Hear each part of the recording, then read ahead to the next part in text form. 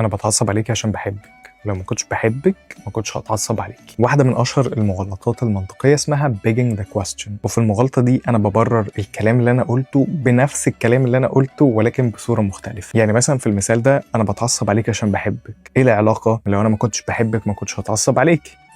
هو انا قلت نفس الكلام، هو انا شقلبت الكلام وقلته تاني عشان ابرر بيه الكلام اللي انا قلته. والمشكله في المغالطه دي ان هي بتبقى بتميك سنس، يعني تحس ان هي والله عندك حق، بس لو وقفت وفكرت فيها هتلاقي ان مفيش حاجه اتقالت اصلا. مثال كمان عشان تفهمه، مش اي حد يقول نصايح على السوشيال ميديا. ليه مش اي حد يقول نصايح على السوشيال ميديا؟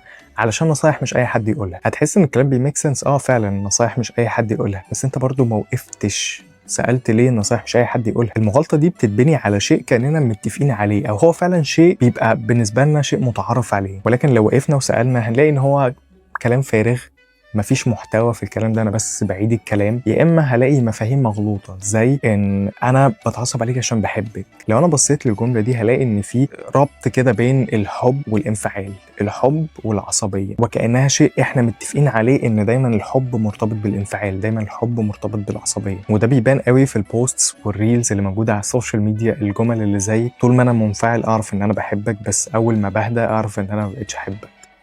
لا، هو انا اعرف انت